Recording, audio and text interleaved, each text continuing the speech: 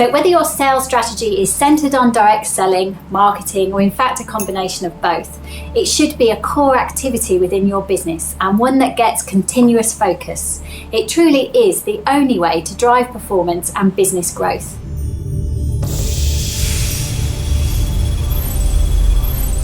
Despite what anyone may say or think or suggest, customers are not waiting around for you to start a business before buying. Your product may be unique and exceptional, but if the customer doesn't know about it, how can they buy it? In today's hectic world, we have less time than you think to research what's out there before making purchases. So if there is a need in the market, then you need to create awareness that your product is the solution. This is how you create demand for your product. The first step is to identify your potential customer. So what need are you trying to fill with your product or service? What level of urgency is there to find a solution? How many potential customers are there and where are they? Market research and a thorough understanding of your target market is crucial, whatever stage your business is at. And always remember, it's far easier to sell to someone who already recognises a need for your product or service than someone who doesn't. One point to add here though, if you think your business turnover will be driven by its marketing strategies, that is really great, but it's still advisable that you know how to sell.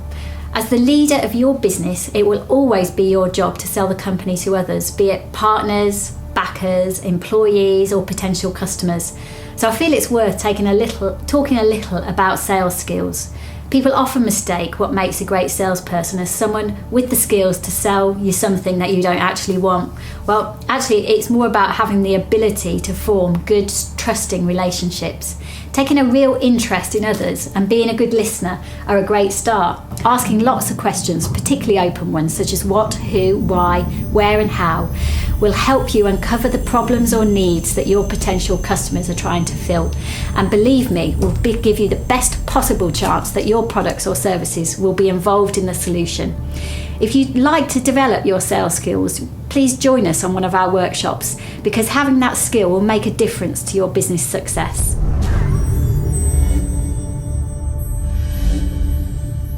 Yeah, I would expect that anybody in a new company must first of all see themselves as a salesman to start with.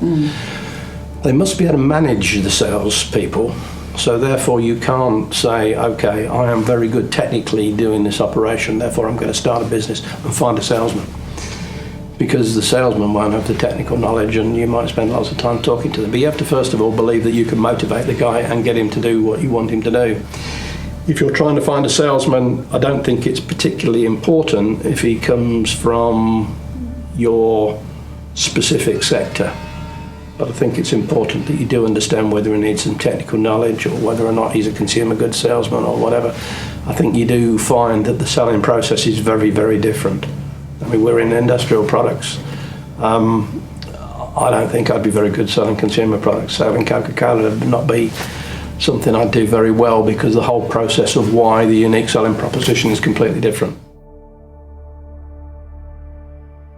I actually think that sales or selling is so underestimated in commerce generally.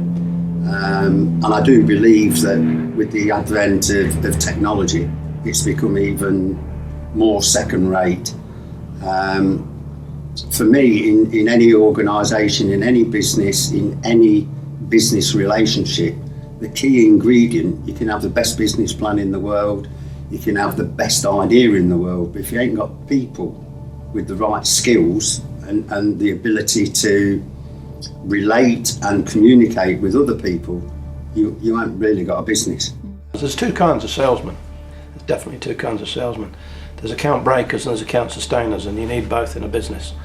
You need people who are going to go out and break doors down and find opportunity.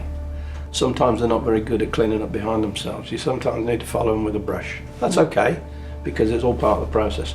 There's salesmen also out there that are account sustainers, they're account managers. They look after their customers very well. And in any business, you need both kinds of people, because otherwise you don't keep customers. It's more expensive to find a new customer than it is to keep an existing one. So therefore you need to keep the guys you've got, but you need to grow your business by finding new customers. So these two people often work together. And sometimes in any sales team, you need to be able to develop new business all the time. You know, you have customers dying, you have businesses going broke, you have change of ownership, and you have to be aware of all that. You have to go back to the new owners like new customers and persuade them that the product they've been buying from you for years is still the right product for them. So you constantly have to feed that growth. I would say have a product that is relevant to them.